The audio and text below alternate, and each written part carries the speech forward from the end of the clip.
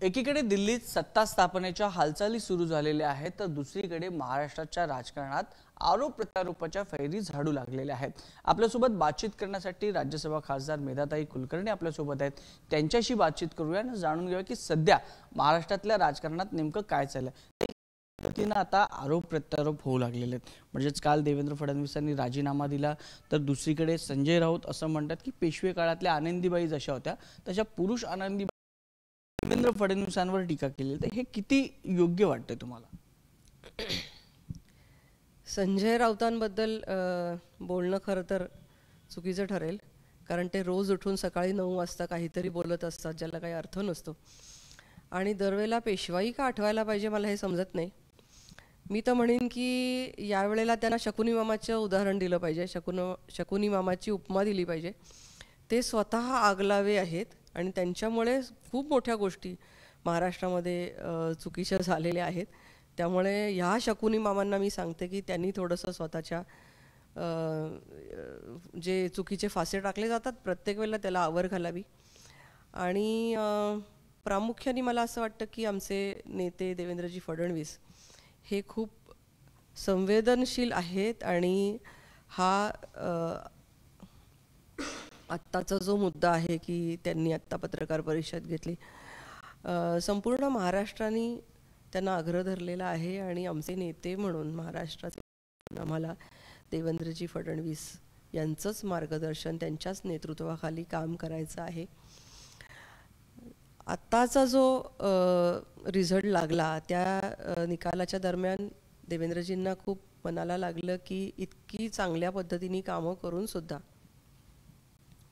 विकासाची कामं करून सुद्धा खूप मोठ्या प्रमाणात महाराष्ट्राला पुढे नेण्यासाठी जे जे काही निर्णय घ्यावे लागत होते असे निर्णय घेऊन सुद्धा जे काही ट्विस्ट केलं गेलं, मग हे लोकसंविधान बदललं गेलं, मराठा आरक्षणाच्या विषयामध्ये लोकांची दिशाभूल केली गेली, ह्या सगळ्या विषयामध्ये लोकांच्या मनामध्ये जो बुद्धिभ्रम तयार करण्याचा प्रयत्न केला त्याला कदाचित उत्तर देण्यासाठी आम्ही कमी पडलो असं त्यांनी स्टेटमेंट केलंय। आणि याच्यामुळे ते स्वतः खूप संवेदनशील असल्यामुळे त्यांनी ही भूमिका घेतली। पण नक्कीच महाराष्ट्रातला प्रत्येक कार्यकर्ता हा देवेंद्रजींचंच नेतृत्व मानतो। संजय राऊत असं देखील त्यांनी ट्विट केलं होतं की ज्या पद्धतीनं मला जाऊ द्या ना, म्हणजे पुन्हा येईन आता मला जाऊ द्या ना वाजले की 12 अशा प्रकारचं ट्विट करून घेत आहेत।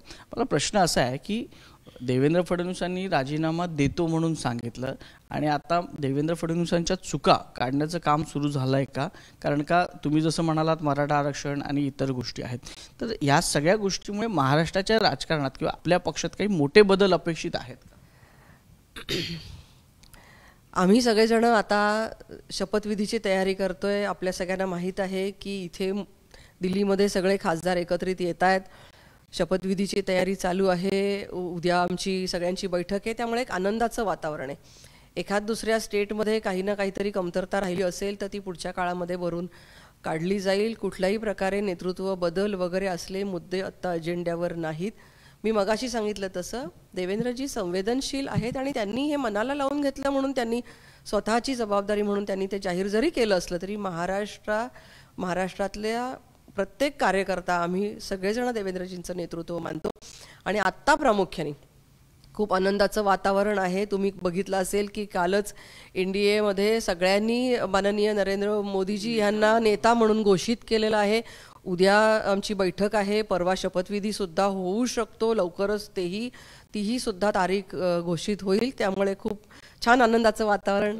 छान आनंदाच्या वातावरणात जे सध्या निगेटिव्हिटी आलेली आहे ते मंत्रिपद मिळून काही पॉझिटिव्हिटी येण्याचा प्रयत्न होईल का? कारण का महाराष्ट्र नेहमीच अग्रेसिव्ह राहिलेला आहे। काय अपेक्षा आहेत केंद्राकडून? केंद्राने राज्याच्या अपेक्षा नेहमीच पूर्ण केलेल्या आहेत। मोठ्या प्रमाणात विकासाचे मुद्दे जे असतील ते पूर्ण केलेले आहेत आणि त्यामुळे इथून पुढच्या काळामध्ये सुद्धा ही जी तिसरी टर्म आहे, या सरकारची जी तिसरी टर्म आहे, या तिसऱ्या टर्ममध्ये सुद्धा मोठ्या प्रमाणात बजेट असेल, वेगवेगळी विकासाची कामं असतील, वेगवेगळे निर्णय असतील, महाराष्ट्रात असो देशात असो, ह्या अपेक्षा नक्कीच मोदी सरकार अपेक्षित आहे। नाही, आता बाकीचे मुद्दे माझ्याकडे आता लगेचच काही डिस्क्लोज करण्यासारखे नक्कीच नाहीत. धन्यवाद आमच्याशी बातचीत केल्याबद्दल. तर ताईंनी ज्या पद्धतीने सांगितलं आहे की संजय राऊत ज्या पद्धतीने टीका करतायत, एकीकडे त्यांनी आनंदीबाईंची टीका देवेंद्र फडणवीसांनी केलेली आहे, तर मेधाताईंनी देखील संजय राऊतांना शकुनी मामा म्हणून त्यांना डिवचण्याचा प्रयत्न देखील केलेला. त्यामुळे आता हे आरोप प्रत्यारोप तर सुरू राहतील, परंतु एक मात्र बघावं लागेल की महाराष्ट्राच्या पदरामध्ये नेमकी किती मंत्रिपदं पडत आहेत, त्याच्यात कोणाकोणाची वर्णी लागते.